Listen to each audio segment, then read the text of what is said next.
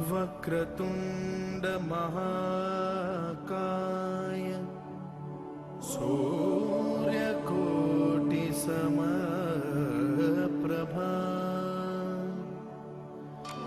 निर्विघ्नं कुरु मे देव सर्वकार्येषु सर्वदा।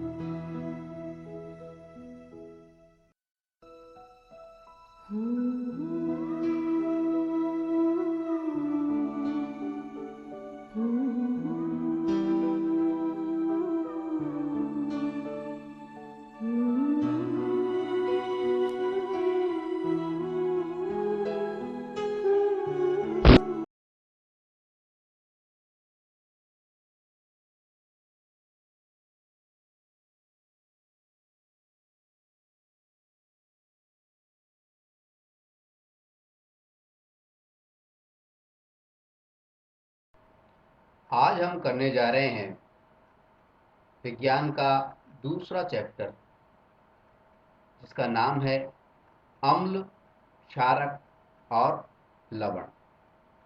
अंग्रेजी में जो कहते हैं हम एसिड, बेस और साल्ट। अम्ल को बोलते हैं एसिड, क्षारक को बोलते हैं बेस और लवण को बोलते हैं साल्ट। पहचान के लिए हम आपको बता दें कि अम्ल जो होते हैं, एसिड जो होते हैं, ये स्वाद के अंदर कैसे होते हैं? खट्टे होते हैं, श्योर होते हैं। कैसे होते हैं? खट्टे। खट्टे अंग्रेजी में बोले तो श्योर होते हैं, SOUR। ठीक है, अम्ल, एसिड।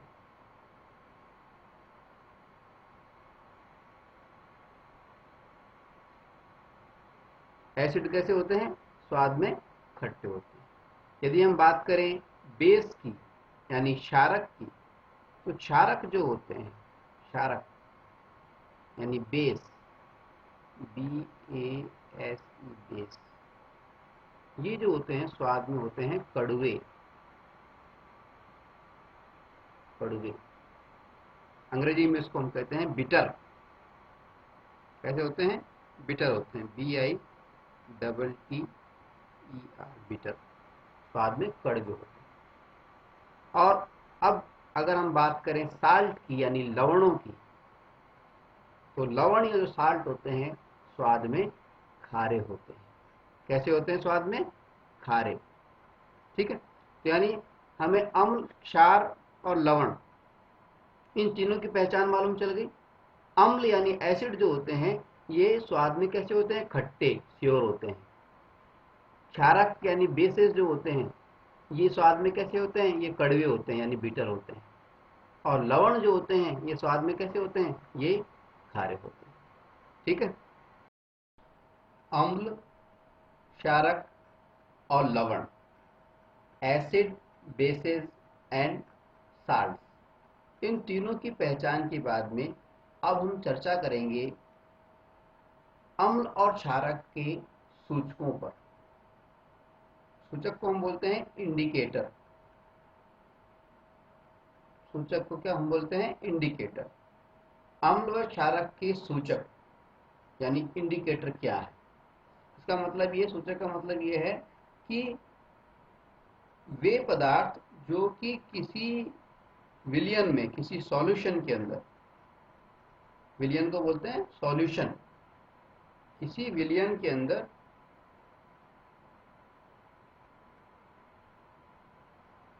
किसी विलयन में यानी किसी सॉल्यूशन के अंदर अम्ल या क्षारक की उपस्थिति का पता लगाते हैं। ठीक है। अम्ल व क्षारक के सूचक से हमारा क्या मतलब है? Indicator of acid and base का से हमारा क्या तात्पर्य है? एसिड और बेस के इंडिकेटर से, सूचकों से हमारा तात्पर्य उन पदार्थों से है जो कि किसी विलयन में यानी सॉल्यूशन के अंदर अम्ल या क्षारक की उपस्थिति की पहचान करते हैं।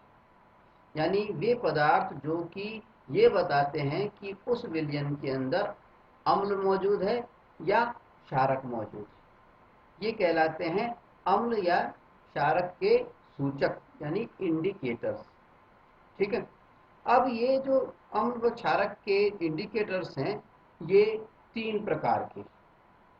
कौन कौन से? सबसे पहला, नंबर 1 है प्राकृतिक सूचक, नेचुरल इंडिकेटर। प्राकृतिक सूचक, प्राकृतिक सूचक में कौन कौन सी चीजें आती हैं? एक तो आता है लिटमस, हमने सुना होगा लिटमस पेपर के बारे में। तो एक तो आता है लिटमस, ठीक है। दूसरा आता है हल्दी यानी टर्मरिक, ठीक है। तीसरी आती है लाल पत्ता गोभी।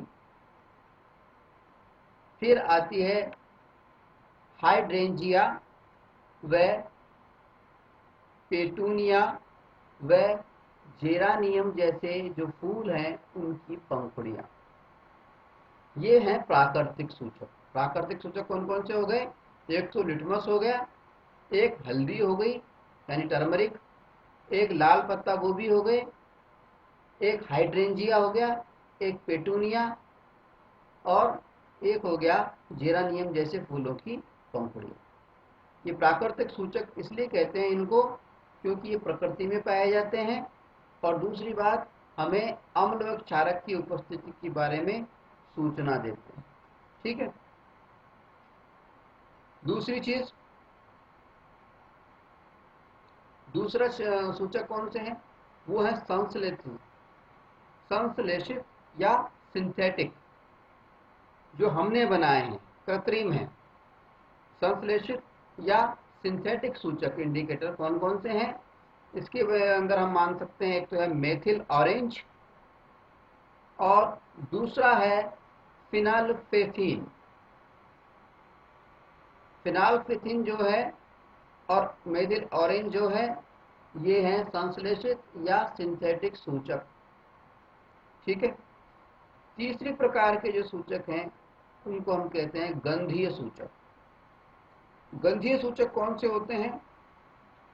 गंधीय सूचक के अंदर वे पदार्थ आते हैं जिनकी गंध जो होती है, जिनकी जो स्मेल होती है, वो अम्लीय यानी एसिड वाले या क्षारकीय यानी बेस वाले माध्यम में उनकी गंध चेंज हो जाती है। यानी अगर एसिड के अंदर कोई गंध आ रही है तो वो बदल जाएगी अगर क्षारक के अंदर जो गंध आ रही है उससे।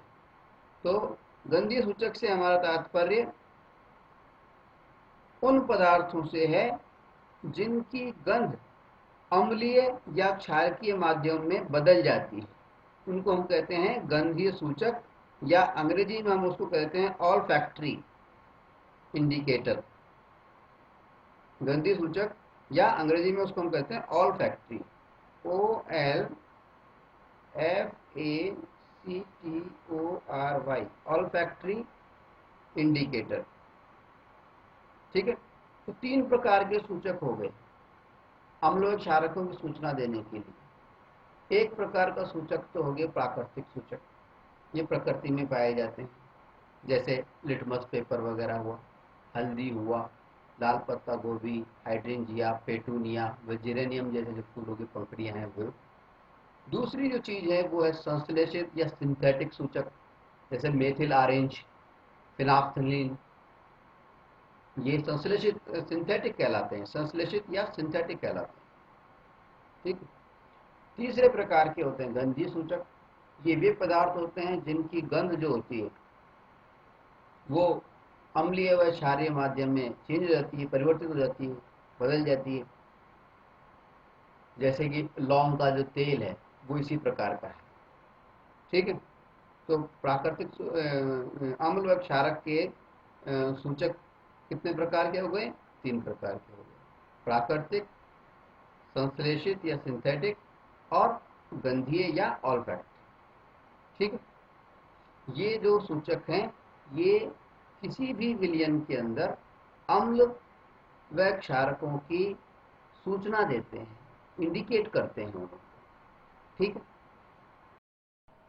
अभी अभी हमने अम्ल व क्षारकों के सूचकों के अंतर्गत चर्चा की थी प्राकृतिक सूचकों की, और उसमें चर्चा की थी हमने लिटमस की। अब हम थोड़ी चर्चा करेंगे लिटमस संबंधी कुछ खास बातों पर। अब लिटमस क्या है? देखिए, एक लिटमस संबंधी खास बातें क्या हैं। एक तो यह है कि जो लिटमस है इसका जो विलयन होता है मूल रूप से बैंगनी कलर का होता है, मूल रूप से बैंगनी कलर का होता है। ठीक है। अम्ल की अगर अधिकता हो जाती है, अम्ल ज्यादा बढ़ जाता है या माध्यम अम्लीय हो जाता है, तब तो यह लाल हो जाता है विलयन, और अगर क्षारक ज्यादा हो जाता है तो ये नीला हो जाता है। हमने अक्सर जगह जगह पे पढ़ा है विज्ञान के अंदर कि लिटमस जो है वो जो अम्ल जो है उनसे क्रिया करके, अगर अम्ल से क्रिया करते हैं तो अम्ल जो है लिटमस पेपर को, अगर वो नीला है तो उसको लाल कर देते हैं, नीले लिटमस पेपर को लाल कर देते हैं। इसी तरह क्षारकों में हमने पढ़ा है कि क्षारक जो होते हैं वो लिटमस पेपर को, लाल रंग के जो लिटमस पेपर होता है उसका रंग बदल करके नीला कर देते हैं। सच्चाई ये है कि लिटमस का जो विलयन है वास्तव में बैंगनी कलर का होता है। कैसा होता है? बैंगनी कलर का। यानी जिस समय ये उदासीन होता है, ना तो अम्लीय हो ना क्षारीय हो, उस समय इसके रंग का होता है, ये बैंगनी कलर का होता है। ठीक है। अब अगर उसमें एसिड की मात्रा बढ़ जाती है तब तो वो लाल रंग का बन जाता है, और अगर उसमें क्षारक यानी बेस की मात्रा बढ़ जाती है तो वो हो जाता है नीले रंग। दूसरी खास बात यह है कि जो लिटमस का जो विलयन है ये एक पौधे से निकाला जाता है।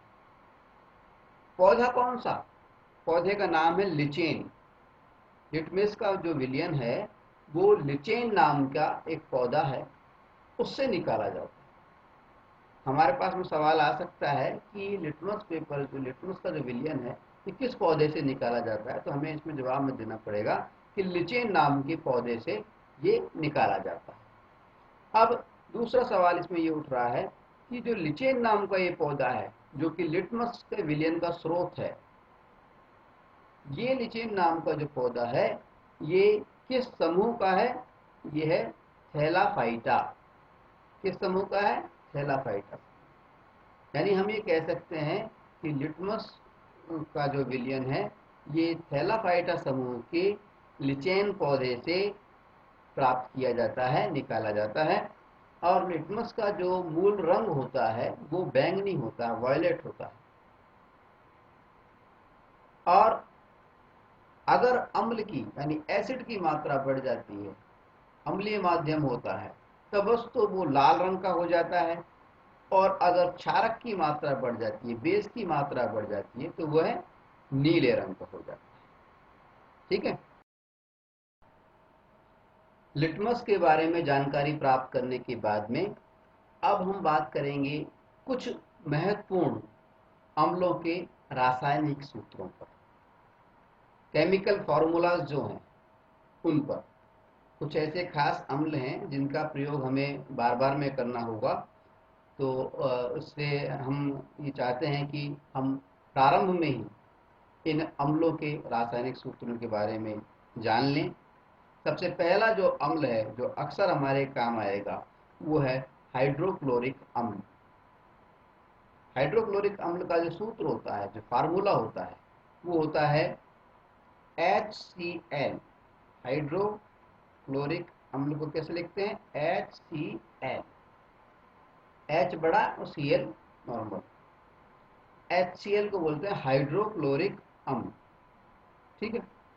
इसी तरह से अगर हम बात करें सल्फ्यूरिक अम्ल की, इसका भी बार बार में हमारे पास में प्रयोग होगा। ये सल्फ्यूरिक अम्ल जो है इसका फार्मूला होता है H2SO4। H2SO4, H2SO4 सल्फ्यूरिक अम्ल का फार्मूला क्या होता है? H2SO4। जब कभी भी सल्फ्यूरिक अम्ल के बारे में हमसे कहा जाए तो हमें H2SO4 लिखना होगा। ठीक है। तीसरा जो अम्ल है जो हमारे खास तौर पर एसिड काम में आएगा बार बार में, वो है नाइट्रिक अम्ल। नाइट्रिक अम्ल का रासायनिक सूत्र क्या होता है? नाइट्रिक अम्ल का रासायनिक सूत्र होता है HNO3। HNO3। HNO3 किसका फार्मूला है? नाइट्रिक अम्ल का। ठीक है। इसी तरह से एक और एसिड हमारे काम में आएगा, वो है एसिटिक एसिड या एसिटिक अम्ल। इस एसिटिक अम्ल का जो सूत्र होता है वो थोड़ा ध्यान से हमें देखना होगा। वो होता है हमारा CH3CH3COOH। ये होता है एसिटिक अम्ल का फार्मूला। ठीक है। यानी चार अम्ल जो हैं हमारे खास तौर पे काम में आएंगे। एक तो है हाइड्रोक्लोरिक अम्ल, दूसरा है सल्फ्यूरिक अम्ल जिसको H2SO4 लिखते हैं, तीसरा है नाइट्रिक अम्ल जिसको HNO3 लिखते हैं, और चौथा है एसिटिक अम्ल जिसको हम लिखते हैं CH3COOH। ठीक है। यहाँ एक खास बात और बता दें, हम अम्ल दो प्रकार के हो सकते हैं। अम्लों की दो प्रकार की पोजीशन हो सकती है। एक को तो हम कहते हैं तनु और एक को हम कहते हैं सांद्र। सांद्र तनु का मतलब होता है डाइल्यूटेड, अंग्रेजी में इसको बोलते हैं डाइल्यूटेड, यानी वो डाइल्यूट किए गए हो, पानी उसमें मिला हुआ हो या कोई चीज उसमें विलायक, कोई भी विलायक मिला हुआ हो तो डाइल्यूट हो गया, यानी उसकी सांद्रता कम हो गई। ठीक है। दूसरा होता है सांद्र। सांद्र को बोलते हैं अंग्रेजी में हम कॉन्सनट्रेटेड। कॉन्सनट्रेटेड जो होते हैं उनमें आयनों की संख्या ज्यादा होती है, सांद्र में गाढ़े ज्यादा होते हैं। सांद्र मतलब गाढ़े, अंग्रेजी बोले कॉन्सनट्रेटेड। तो दो प्रकार से, दो तरह से हम अम्लों का इस्तेमाल करते हैं। एक तो तनु रूप में यानी डाइल्यूट फॉर्म के अंदर, और दूसरा सांद्र रूप में यानी कॉन्सनट्रेट रूप में। ठीक है। ये हुई हमारी अम्लों संबंधी और उनके रासायनिक सूत्र संबंधी बात। आगे बढ़ते हैं। अब हम चर्चा करेंगे अम्ल व क्षारक के रासायनिक गुणधर्म पर, यानी chemical properties of acid and bases. अम्ल व क्षारक के रासायनिक गुण क्या होते हैं, केमिकल प्रॉपर्टीज क्या होती हैं उनकी, इस पर एक एक करके हम चर्चा करेंगे। सबसे पहले हम ये देखेंगे कि अम्ल या क्षारक जो होते हैं वो धातु के साथ में यानी मेटल के साथ में किस तरह से अभिक्रिया करते हैं। धातु के साथ में किस तरह से वो अभिक्रिया करते हैं। अगर हम बात करें धातु के साथ अभिक्रिया करने की, वो भी मेटल की, मेटल के साथ में अम्ल और क्षार की, तो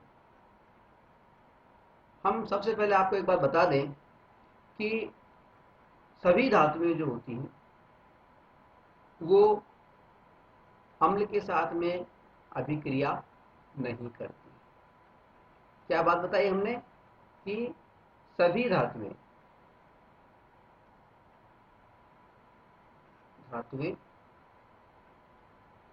अम्ल के साथ में अभिक्रिया नहीं करती।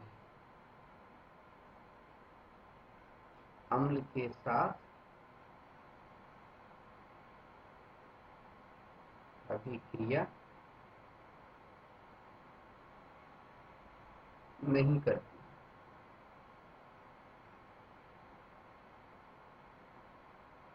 जैसे कॉपर यानी तांबा। कॉपर एक ऐसी धातु है जो कि तनु हाइड्रोक्लोरिक अम्ल, तनु हाइड्रोक्लोरिक अम्ल को हम बोलते हैं HCl। डाइल्यूट HCl जो होता है, तनु हाइड्रोक्लोरिक जो अम्ल होता है, इससे कॉपर अभिक्रिया नहीं करता। तो पहली बात तो ये हुई कि हमें ये ध्यान में रखनी होगी कि सभी धातुएं अम्ल के साथ में अभिक्रिया नहीं करती। अब जो धातुएं अम्ल के साथ में अभिक्रिया करती हैं, आखिर वो किस तरह से रिएक्ट करती हैं, इसको पहचानने के लिए हम धातु के रूप में लेते हैं जिंक को, Zn इसका निशान होता है, और अम्ल के रूप में, एसिड के रूप में हम लेते हैं तनु हाइड्रोक्लोरिक अम्ल को, तनु यानी डाइल्यूट, हमने अम्ल के रूप में लिया तनु HCl, हाइड्रोक्लोरिक अम्ल को लिखते हैं HCl, ठीक है। और क्षारक के रूप में हमने किसको चुना, क्षारक यानी बेस के रूप में हमने चुना सोडियम हाइड्रोक्साइड के घोल को, सोडियम हाइड्रोक्साइड के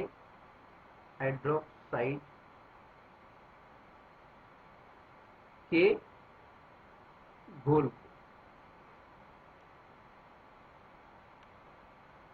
धातुएं अम्ल व क्षार के साथ में कैसे अभिक्रिया करती हैं, इस बात का पता करने के लिए हमने धातु के रूप में लिया Zn यानी जिंक को, अम्ल के रूप में हमने लिया, एसिड के रूप में हमने लिया तनु हाइड्रोक्लोरिक अम्ल को, डाइल्यूट HCl को, और क्षारक के रूप में यानी बेस के रूप में हमने चुना सोडियम हाइड्रोक्साइड के घोल को, यानी सोडियम हाइड्रोक्साइड NaOH इसके घोल, ठीक है। अब उसके बाद में हमने क्या किया, हमने एक उपकरण सेट किया, एक उपकरण सेट किया। उपकरण में क्या क्या लिया हमने, उपकरण में हमने लिया एक तो ली परख नली, टेस्ट ट्यूब, और उस परख नली को हमने स्टैंड में कस दिया, ठीक है। और एक लिया बीकर, उसके अंदर साबुन का पानी हमने भर लिया, ठीक है। परख नली को हमने एक निकास नली के माध्यम से, परख नली से हमने एक निकास नली निकाली, डिलीवरी ट्यूब निकाली, और उसके माध्यम से उस डिलीवरी ट्यूब को, निकास नली को हमने साबुन के पानी में छोड़ दिया। इसके बाद हमने क्या किया, इसके बाद हमने दो बातें की। पहले बात में तो हमने क्या किया कि हमें ये चेक करना है कि धातुएं अम्ल के साथ में कैसे क्रिया करती हैं, इसके साथ में एसिड के साथ में कैसे अभिक्रिया करती हैं। तो इस बात का पता करने के लिए हमने क्या किया, सबसे पहले जो परख नली ली, उस परख नली के अंदर क्या भरा, तनु हाइड्रोक्लोरिक अम्ल। क्या बना? तनु हाइड्रोक्लोरिक अम्ल। और उसके बाद में हमने क्या किया, उस तनु हाइड्रोक्लोरिक अम्ल को लेने के बाद में उसके अंदर हमने दानेदार जिंक के कुछ टुकड़े इसके अंदर डाल दिए परख नली के अंदर। ठीक है। इसके बाद हम क्या देखते हैं कि कुछ ही देर बाद में जो साबुन का पानी था इसमें कुछ बुलबुले उठते हैं, कुछ हवा के बुलबुले उठने लगते हैं। ये हवा के जो बुलबुले होते हैं इनमें कौन सी गैस भरी हुई होती है, इस बात का पता करने के लिए हम क्या करते हैं, एक जलती हुई मोमबत्ती लेते हैं और इन बुलबुलों को पास में ले जाते हैं। जैसे ही हम इन बुलबुलों के पास में जलती हुई मोमबत्ती को ले जाते हैं तो वो फटफट की आवाज़ के साथ में जो है फूट जाते हैं। और इससे हमें ये पता चलता है कि ये जो गैस निकली है ये हाइड्रोजन गैस निकल रही है। ठीक है। यानी हमें क्या मालूम चला इसके अंदर, हमें ये मालूम चला कि जब धातुएं जो हैं अम्ल के साथ में अभिक्रिया करती हैं तो हाइड्रोजन गैस निकलती है। ठीक है। इस बात को हम समीकरण के रूप में देख सकते हैं। देखिए क्या क्या चीजें हुआ, यहाँ पे हम लिखते हैं समीकरण के तौर पे। देखिए यहाँ हमने लिया था जिंक, लिया था जिंक के दाने डाले थे और इसको डाले थे हमने HCl के अंदर, हाइड्रोक्लोरिक अम्ल के अंदर। और इससे हमें क्या प्राप्त हुआ था, देखिए एक तो हमें जिंक क्लोराइड प्राप्त हुआ था, ये लवण है, एक साल्ट है। और दूसरी चीज हमें क्या मिली गैस के रूप में, हाइड्रोजन गैस H2, ये हमें प्राप्त हुई। जब जिंक को तनु हाइड्रोक्लोरिक अम्ल के अंदर हम लोग डालते हैं तो एक तो बनता है जिंक क्लोराइड, ये एक लवण है, और दूसरी बनती है हाइड्रोजन। यानी हम ये कह सकते हैं कि जब धातु किसी अम्ल के साथ में अभिक्रिया करती है तो संगत लवण बनाती है और हाइड्रोजन गैस बनाती है। ठीक। अब हम बात करते हैं क्षारक की, कि अगर धातु क्षारक से अभिक्रिया करे तो क्या होगा। उपकरण हमारा सेम रहेगा।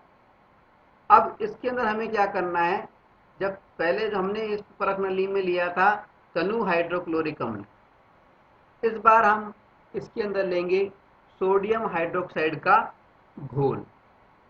क्या लेंगे, सोडियम हाइड्रोक्साइड का घोल। और सोडियम हाइड्रोक्साइड के घोल के अंदर हम जिंक को डालेंगे और हम क्या देखते हैं कि वापस से क्या होता है, पानी के बुलबुले, पानी के अंदर साबुन के पानी में बुलबुले उठते हैं और जब हम उन बुलबुलों के पास में जलती हुई की मोमबत्ती लेके जाते हैं तो वो पहले की तरह ही फटते हैं। इसका मतलब इस बार भी हाइड्रोजन गैस निकली है। यानी ये सिद्ध हुआ कि जब धातु जो है किसी क्षारक से अभिक्रिया करती है, जैसे सोडियम हाइड्रोक्साइड से अभिक्रिया की, तो क्या होता है, एक तो संगत लवण बनता है और दूसरा हाइड्रोजन गैस निकलती है। ठीक है। यानी दोनों ही मामलों में, चाहे से धातु अम्ल के साथ में अभिक्रिया करे, चाहे क्षारक के साथ में अभिक्रिया करे, चाहे एसिड के साथ में अभिक्रिया करे, चाहे बेस के साथ में अभिक्रिया करे, दोनों ही स्थितियों में क्या होता है, संगत लवण बनता है और हाइड्रोजन गैस निकलती है। क्षारक वाले जो अभिक्रिया हमने कराई थी उसका समीकरण हम लिखते हैं। देखिए हमने लिखा Zn, जिंक था उसके अंदर, फिर NaOH,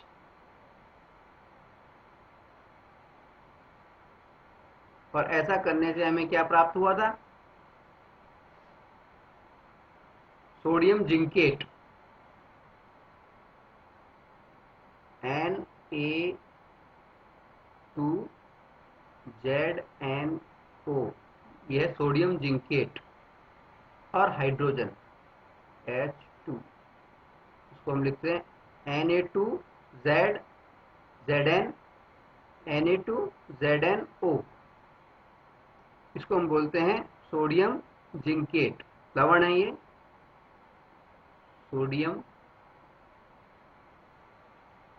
जिंकेट।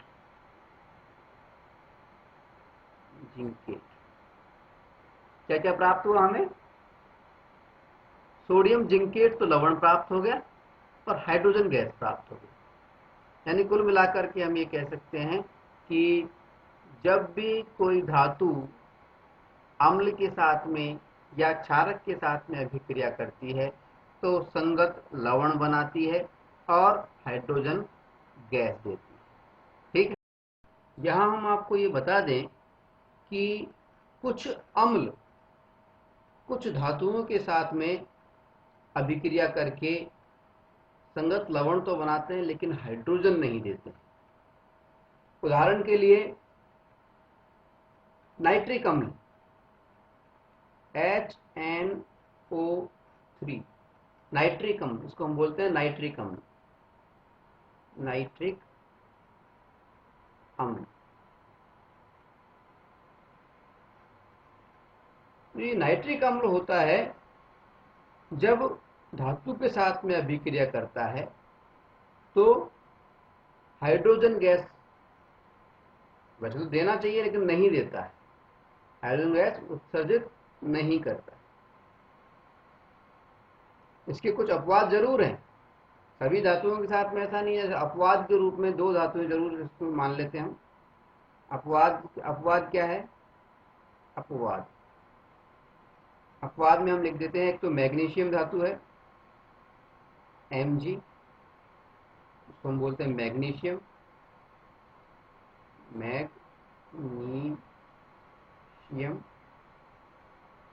और दूसरी धातु है मैग्नीज, Mn, इसको बोलते हैं मैग्नीज।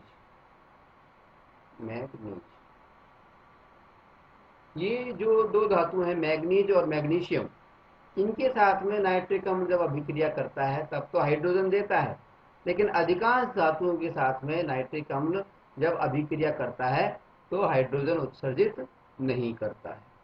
अब ऐसा क्यों है? इसका कारण क्या है? इसका कारण ये है कि जो नाइट्रिक अम्ल होता है HNO3 जो है, ये एक प्रबल ऑक्सीकारक है। बहुत ज्यादा ऑक्सीडेशन करने की इसमें क्षमता होती है, और ऑक्सीडेशन करने की क्षमता होने के कारण, प्रबल ऑक्सीकारक होने के कारण जो हाइड्रोजन गैस उत्पन्न होती है उसको ऑक्सीडाइज करके, यानी उसमें ऑक्सीजन को जोड़ करके वो क्या करता है? पानी बना देता है, जल का अणु बना देता है। जब हाइड्रोजन ऑक्सीजन से मिलकर के पानी बन गई, फिर हाइड्रोजन अलग से कहां से निकलेगी? ठीक है, तो हमने क्या बात बताई कि यद्यपि सभी धातुएं जो हैं अम्ल के साथ में अभिक्रिया करने के बाद में संगत लवण बनाती हैं और हाइड्रोजन गैस उत्सर्जित करती हैं, लेकिन कुछ अम्ल कुछ धातुओं के साथ में अभिक्रिया करके हाइड्रोजन गैस नहीं देते हैं। क्यों नहीं देते हैं? जैसे कि नाइट्रिक अम्ल है, क्यों नहीं दे पा रहा है ये? क्योंकि इस अभिक्रिया के तहत जो हाइड्रोजन गैस बनती है, नाइट्रिक अम्ल क्या होता है कि बहुत प्रबल ऑक्सीकारक है, यानी इसमें ऑक्सीडेशन करने की बहुत पावरफुल क्षमता होती है। ऑक्सीडेशन का मतलब था ऑक्सीजन को जोड़ने की, उपचयन की। ठीक है, तो प्रबल ऑक्सीकारक होने के कारण, ऑक्सीडेशन की क्षमता होने के कारण यह करता है जो हाइड्रोजन गैस निकलती है उसके अंदर ऑक्सीजन को जोड़ करके और पानी का अणु बना देता है, H2O बना देता है। इस वजह से जब जल का अणु बन गया है हाइड्रोजन का, तो फिर वापस से हाइड्रोजन कहां से निकलेगी? ठीक है, यानी नाइट्रिक अम्ल से हाइड्रोजन गैस नहीं निकलती है। इसके कुछ अपवाद जरूर हैं। अपवाद के रूप में हमने बताया कि जब मैग्नीशियम से नाइट्रिक अम्ल की अभिक्रिया करवाते हैं या मैग्नीज की करवाते हैं तो अभिक्रिया के फलस्वरूप हाइड्रोजन गैस बनती है। ठीक है, अम्ल व क्षारक के रासायनिक गुणधर्मों के अंतर्गत अब हम चर्चा करेंगे धातु यानी मेटल के कार्बोनेट CO3, कार्बोनेट यानी CO3, ये कार्बोनेट का फार्मूला होता है, तथा हाइड्रोजन कार्बोनेट HCO3 के साथ अम्ल की अभिक्रिया। ठीक है, क्या चर्चा कर रहे हैं हम? धातु के, कोई भी धातु हो, उसके कार्बोनेट तथा हाइड्रोजन कार्बोनेट के साथ अम्ल की अभिक्रिया के बारे में। अम्ल किसी भी धातु के कार्बोनेट और हाइड्रोजन कार्बोनेट के साथ में किस प्रकार से अभिक्रिया करता है, इस बात का हम पता लगाने की कोशिश कर रहे हैं। और इसके लिए हम क्या करते हैं, धातु के हाइड्रोजन कार्बोनेट के रूप में हम लेते हैं सोडियम धातु को चुनते हैं। धातु कौन सी चुनी हमने? सोडियम। सोडियम धातु चुनी, तो सोडियम धातु का कार्बोनेट की बात हमने की, तो सोडियम कार्बोनेट को हमने चुना। सोडियम कार्बोनेट का सूत्र होता है Na2CO3, एक इसको चुना। और दूसरा हमने चुना सोडियम के साथ में हाइड्रोजन कार्बोनेट, सोडियम हाइड्रोजन का H और कार्बोनेट का CO3, sodium hydrogen carbonate, sodium hydrogen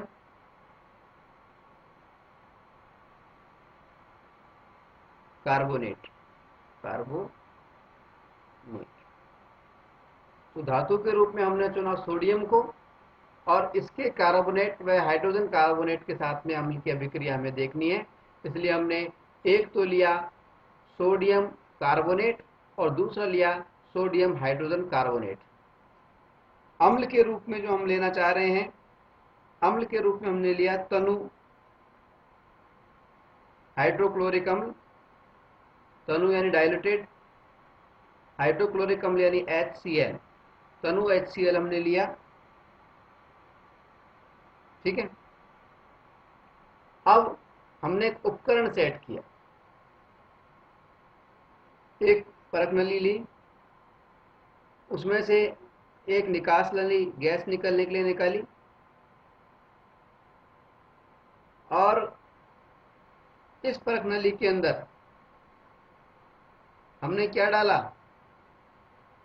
सबसे पहले हम प्रयोग जांच रहे हैं कार्बोनेट के साथ में किस तरह से अभिक्रिया होती है, इसलिए हमने इसके अंदर सोडियम कार्बोनेट को डाल दिया। परख नली के अंदर सोडियम कार्बोनेट को डाला, और सोडियम कार्बोनेट के डालने के बाद में करीबन 2 ml के आसपास डाइल्यूट HCl, तनु हाइड्रोक्लोरिक अम्ल HCl, ये हमने इसके अंदर डाला।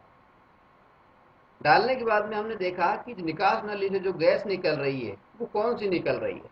इस गैस का पता करने के लिए हमने इस गैस नली के अंदर जो कैल्शियम हाइड्रोक्साइड का सॉल्यूशन इसमें भर लिया, कैल्शियम हाइड्रोक्साइड का सॉल्यूशन भर लिया, और हमने देखा कि ये जब गैस निकलती है तो ये इसका कलर जो होता है, इसमें 2 बातें होती हैं। एक तो कलर दूधिया हो जाता है, जो कि कार्बन डाइऑक्साइड गैस का प्रतीक है, और दूसरा क्या होता है कि अभिक्रिया करने के बाद में नीचे कुछ अवक्षेप भी बच जाता है, सफेद रंग का कुछ अवक्षेप बचता है कैल्शियम कार्बोनेट के रूप में। ठीक है, यानी समझने वाली बात यह है कि जब धातु का कार्बोनेट, धातु का कार्बोनेट से मतलब है हमने लिया था सोडियम कार्बोनेट CO3, जब धातु का कार्बोनेट अम्ल के साथ में यानी तनु HCl हमने मिलाया, इसके अंदर डाइल्यूट HCl मिलाया के साथ अभिक्रिया करता है, तो हमें क्या क्या प्राप्त हुआ? देखिए, एक तो हमें प्राप्त होता है NaCl, ठीक है। दूसरा हमें प्राप्त होता है पानी H2O, और तीसरा हमें प्राप्त होती है कार्बन डाइऑक्साइड गैस CO। ठीक है, क्या क्या चीज प्राप्त हुई? संगत लवण प्राप्त हो गया। संगत लवण का मतलब है सोडियम धातु थी, इससे सोडियम का ही लवण प्राप्त हो गया हमें, सोडियम क्लोराइड। दूसरा हमें क्या प्राप्त हुआ? पानी प्राप्त हुआ। तीसरा हमें कार्बन डाइऑक्साइड गैस प्राप्त हुई। तो हम कह सकते हैं कि कोई भी धातु जब अपने धातु कार्बोनेट से, किसी भी धातु का धातु कार्बोनेट हो, जब अम्ल से अभिक्रिया करता है, एसिड से अभिक्रिया करता है, तो लवण बनाता है, संगत लवण बनाता है, पानी बनाता है और कार्बन डाइऑक्साइड गैस उत्सर्जित करता है। ठीक है, अभी जो समीकरण हमने लिखा था ये पूरी तरह संतुलित नहीं है। अगर इसको संतुलित करना चाहें हम, तो संतुलित करने के लिए NaCl से पहले 2 हमें लगा देना चाहिए और HCl से पहले हमें 2 लगा देना चाहिए संतुलित करने के लिए। ठीक है, ये संतुलित समीकरण हो गया हमारा। NaCO3 प्लस 2HCl अभिक्रिया 2NaCl plus H2O plus CO2। ये समीकरण किस चीज का है? सोडियम कार्बोनेट की हाइड्रोक्लोरिक अम्ल के साथ में अभिक्रिया का। रिजल्ट क्या निकला? जब भी कार्बोनेट के साथ में अम्ल अभिक्रिया करेगा, किसी भी धातु कार्बोनेट के साथ में, तो लवण बनाएगा, पानी बनाएगा और कार्बन डाइऑक्साइड गैस उत्सर्जित करेगा। ठीक है, अब हम देखते हैं कि क्या यही बात जो धातु के कार्बोनेट के साथ थी, वो क्या धातु के हाइड्रोजन कार्बोनेट के साथ में भी है? अब हमने धातु के हाइड्रोजन कार्बोनेट के रूप में किसको लिया था? हमने चुना था सोडियम हाइड्रोजन कार्बोनेट को। सोडियम हाइड्रोजन कार्बोनेट को हमने चुना था। अब इसके अगर हम इसके अंदर हम 2 HCl डालते हैं, हाइड्रोक्लोरिक अम्ल की अभिक्रिया करवाते हैं इससे, तो अभिक्रिया के फलस्वरूप क्या प्राप्त होगा? अभिक्रिया होगी तो क्या प्राप्त होगा? देखिए, NaCl प्राप्त होगा, लवण, संगत लवण प्राप्त हो गया, H2O पानी प्राप्त हो गया, कार्बन डाइऑक्साइड गैस भी प्राप्त हो गई। यानी हमने ये देखा कि दोनों ही मामलों में, चाहे हम धातु के कार्बोनेट की बात करें या हम बात करें धातु के हाइड्रोजन कार्बोनेट की, दोनों ही मामलों में जब अम्ल के साथ में अभिक्रिया कराई जाती है, चलो HCl इसमें हमने इस्तेमाल किया है, अम्ल के साथ में जब अभिक्रिया कराई जाती है तो हमें क्या क्या प्राप्त होते हैं? संगत लवण प्राप्त होता है, पानी प्राप्त होता है और कार्बन डाइऑक्साइड गैस प्राप्त होती है। और कार्बन डाइऑक्साइड गैस जो प्राप्त हो रही है, इस गैस को जब हम चूने के पानी में से प्रवाहित करते हैं तो अभिक्रिया के फलस्वरूप क्या हो जाता है? देखिए, अगर आगे हम इसको चूने के पानी वाली अभिक्रिया भी लिखें तो क्या होगा? चूने के पानी का फार्मूला क्या होता है? कैल्शियम हाइड्रोक्साइड, कैल्शियम, चूने का पानी है कैल्शियम हाइड्रोक्साइड CaOH2। जब इसको CO2 कार्बन डाइऑक्साइड गैस में प्रवाहित करते हैं तो क्या प्राप्त होता है? कैल्शियम कार्बोनेट CaCO3 प्लस पानी H2O। ठीक है, बात समझ में आ गई? कुल मिला के बात यह है कि धातु के चाहे कार्बोनेट हो, चाहे किसी धातु का हाइड्रोजन कार्बोनेट हो, अगर वो अम्ल के साथ में अभिक्रिया करेगा तो 3 चीजें बनाएगा। पहला संगत लवण, दूसरा पानी और तीसरा carbon dioxide gas. Carbon dioxide gas को जब हम चूने के पानी से, चूने के पानी को सूत्र होता है को हम बोलते हैं कैल्शियम हाइड्रोक्साइड और उसका सूत्र होता है CaOH2। जब हम इसकी चूने के पानी के साथ में कार्बन डाइऑक्साइड गैस की अभिक्रिया करवाते हैं तो कैल्शियम कार्बोनेट बन जाता है, पानी बन जाता है। ठीक है, अब हम बात करेंगे कि अम्ल और क्षारक, एसिड और बेस जो हैं, ये आपस में कैसे अभिक्रिया करते हैं। अगर ये एक दूसरे से अभिक्रिया करें तो किस तरह से कर पाएंगे? देखिए, यहाँ पे हमें एक बात याद रखनी है कि जब भी अम्ल और क्षारक एक दूसरे से अभिक्रिया करते हैं तो एक दूसरे के प्रभाव को कम करने की कोशिश करते हैं, उदासीन बनाने की कोशिश करते हैं। एक दूसरे के प्रभाव को, अम्ल क्षारक के प्रभाव को खत्म करता है और क्षारक अम्ल के प्रभाव को खत्म करता है। ठीक है, तो पहली बात तो ये कि जब ये दोनों आपस में अभिक्रिया करते हैं तो एक दूसरे के प्रभाव को समाप्त करने की कोशिश करते हैं। दूसरी बात यह है कि जब भी अम्ल और क्षारक आपस में अभिक्रिया करते हैं तो दो चीज बनाते हैं, एक तो है लवण और दूसरा है जल, पानी। अम्ल व क्षारक जब भी अभिक्रिया करेंगे तो दो चीज बनाएंगे, एक तो लवण और एक जल। अब अम्ल व क्षारक क्योंकि आपस में अभिक्रिया करते समय एक दूसरे के प्रभाव को खत्म करते हैं, उदासीन करते हैं, इस वजह से इस अभिक्रिया को हम कह देते हैं, अम्ल व क्षारक की जो आपस की अभिक्रिया होती है इसको हम कहते हैं उदासीनीकरण की अभिक्रिया।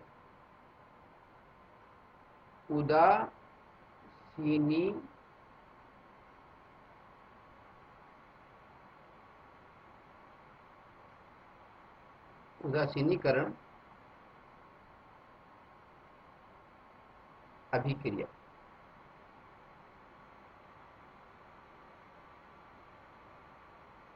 उसको अंग्रेजी में हम कहेंगे न्यूट्रलाइजेशन, NEUTRALISATION,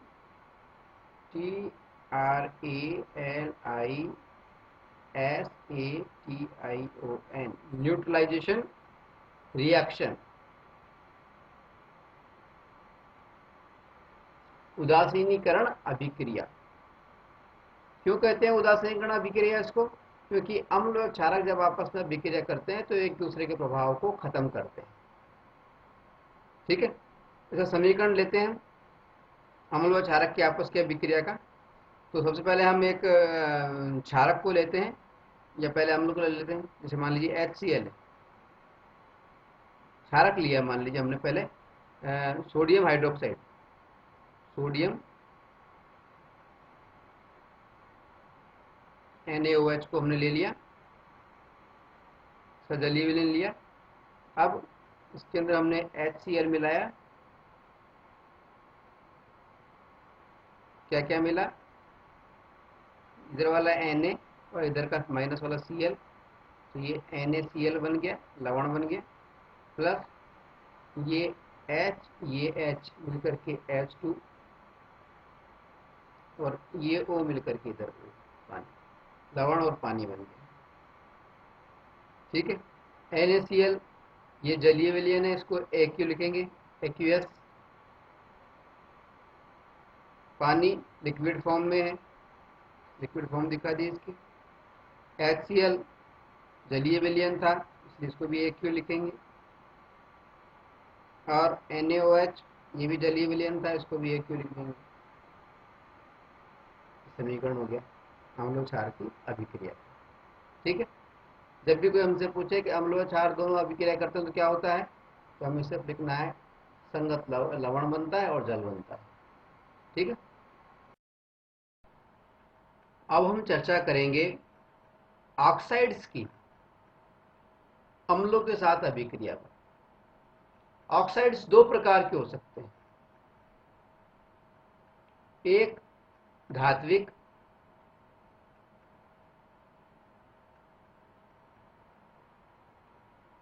ऑक्साइड और दूसरे अधात्विक ऑक्साइड।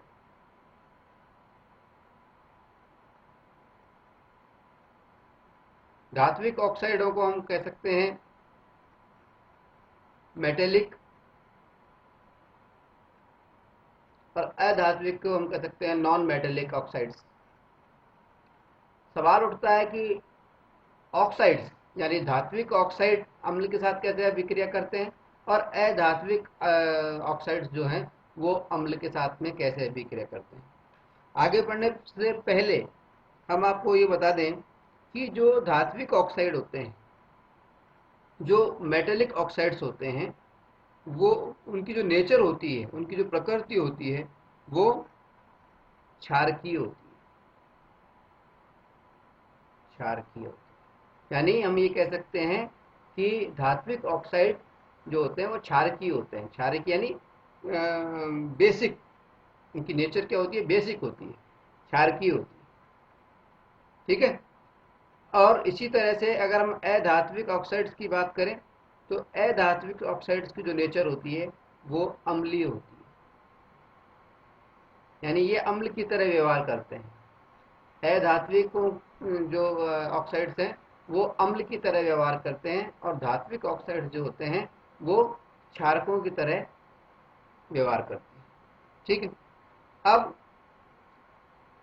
जब हम बात चल रही है कि धात्विक और अधात्विक ऑक्साइड्स जो है अम्ल के साथ में कैसे अभिक्रिया करते हैं, तो हम आपको बता दें कि धात्विक और अधात्विक दोनों ही ऑक्साइड्स अम्ल के साथ में अभिक्रिया करने के बाद में दो चीज बनाते हैं, एक तो लवण और दूसरा जल, पानी। लवण प्लस जल बनाते हैं। ठीक है। जैसे हम एक अधात्विक का वो ले लेते हैं, उदाहरण ले लेते हैं। जैसे कैल्शियम हाइड्रोक्साइड ले लिया, कैल्शियम हाइड्रोक्साइड लिया हमने,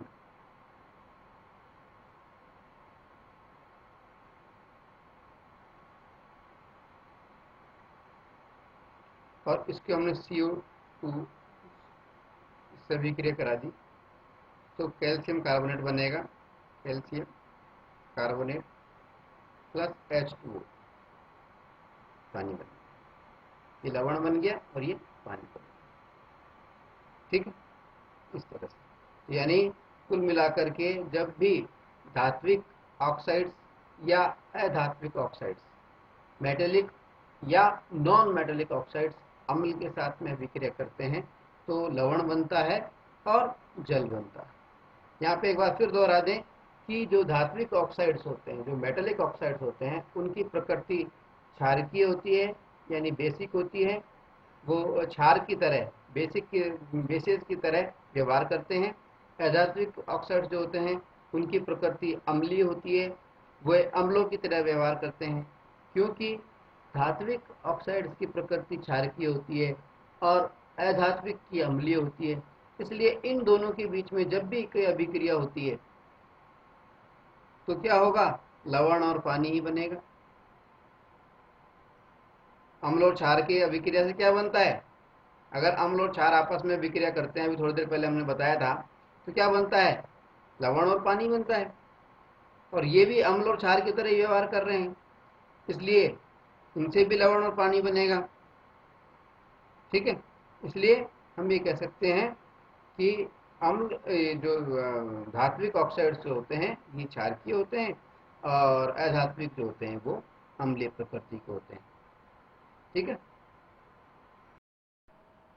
अब हम थोड़ी सी चर्चा करेंगे अम्ल और क्षारकों में समानता की, एसिड और बेसिस में सिमिलरिटीज की, समानता की। अम्ल और क्षारकों में समानता क्या है, समानता के लिए अम्ल और क्षारकों में समानता ये है कि दोनों ही, यानी अम्ल भी और क्षारक भी, एसिड भी और बेसिस भी, दोनों ही जलीय विलयन कोई हो तो उसके अंदर विद्युत का चालन करते हैं। यानी दोनों के अंदर कोई भी जलीय विलयन है, कोई सॉल्यूशन है,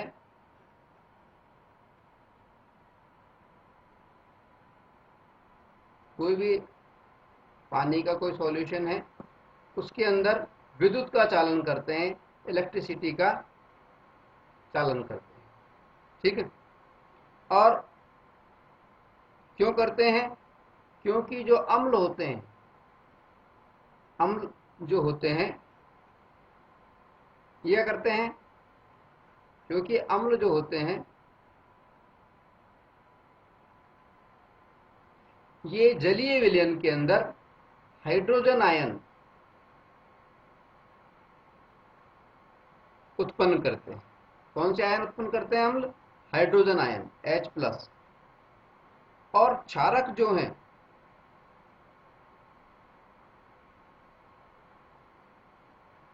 क्षारक जो हैं ये जलीय विलयन के अंदर OH आयन,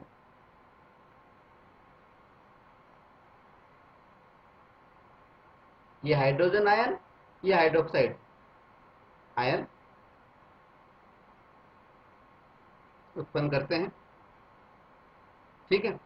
अब आयन उत्पन्न होने के कारण ही जलीय विलयन में अम्ल और क्षार दोनों जो हैं ये विद्युत का चालन करते हैं, इलेक्ट्रिसिटी का संचार उसमें करते हैं। ठीक है।